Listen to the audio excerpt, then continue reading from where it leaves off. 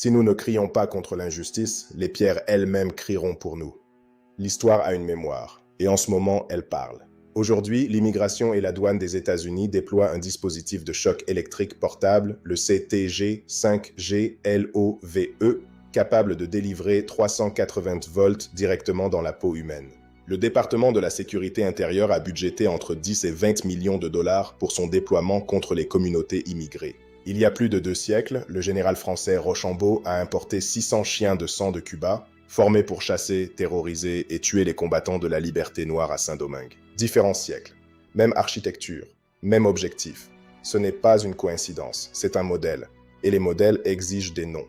Le racisme anti-haïtien a une généalogie intellectuelle documentée. En 1853, Arthur de Gobineau a publié sa hiérarchie raciale pseudo-scientifique, un cadre qui plaçait les personnes d'origine africaine au bas d'un ordre humain fabriqué. Ce cadre n'a pas disparu.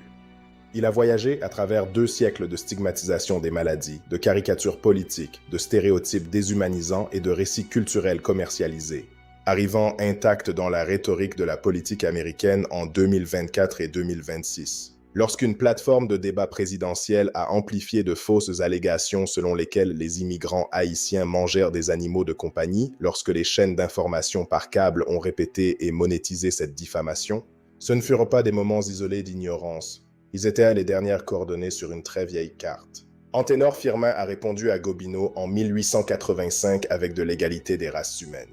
Une réfutation rigoureuse est fondée sur des données de la hiérarchie raciale. Firmin a prouvé avec des preuves qu'aucune hiérarchie des races humaines n'existe dans la nature. Ce qui existe, c'est une hiérarchie du pouvoir politique, construite, maintenue et appliquée grâce exactement aux instruments que cette analyse documente. Connaître Firmin, c'est détenir l'antidote. Cet antidote porte un nom, la littératie. Jules Pierre-Louis détenait une carte verte. Son statut légal reposait sur une fondation que la loi américaine sur l'immigration elle-même avait construite et reconnue. Des agents de l'ICE l'ont arrêté dans une station de bus Greyhound en Floride alors que son affaire était toujours en cours de litige. Aucun tribunal n'avait ordonné son expulsion. Aucun juge n'avait statué contre lui. Ils l'ont transféré dans un établissement éloigné du Texas après que l'ouragan Katrina a perturbé l'infrastructure de détention en Floride, l'éloignant de son avocat, de sa famille, de sa communauté. Jules a décrit ce qui a suivi avec ses propres mots. Ils m'ont traité comme un animal. J'étais enchaîné tout le temps, même quand je mangeais. C'était une torture mentale.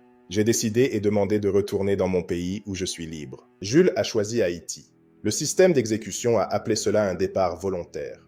Jules l'a appelé avec précision. Il a choisi le pays où il serait libre. Jules Pierre-Louis est mort en Haïti quelques années après sa déportation. Ces mots lui survivent. Cette analyse les fait avancer. Le général Rochambeau opérait sur un postulat fondamental. La population africaine asservie et anciennement asservie de Saint-Domingue ne pouvait pas bénéficier des protections de la dignité humaine. N'a pas bénéficié des protections de la dignité humaine.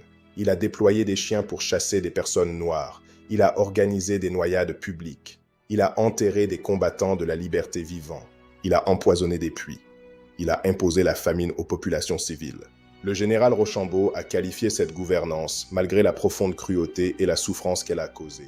L'appareil d'application des lois d'aujourd'hui appelle 380 volts de courant électrique un outil de désescalade. Il appelle la surveillance continue des chevilles une alternative à la détention. Il appelle les chaînes aux heures de repas un protocole de sécurité. 2 siècles d'écart. La même logique, le même langage légitimant, les mêmes corps ciblés.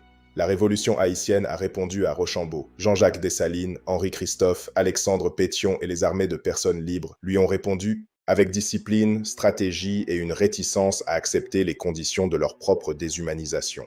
La réponse d'Haïti en 1804 a donné au monde sa première république noire. Cela a donné aux Amériques une preuve vivante que la dignité humaine ne répond à aucune hiérarchie. La civilisation haïtienne n'a pas besoin d'être inventée. Elle doit être récupérée, étudiée et enseignée. Haïti a offert au monde la première révolution réussie des personnes asservies dans l'histoire humaine. Elle a donné à Simon Bolivar des navires, des soldats et un financement qui ont soutenu l'indépendance de l'Amérique latine. Il a donné à Simon Bolivar des navires, des soldats et un financement qui ont propulsé l'indépendance de l'Amérique latine.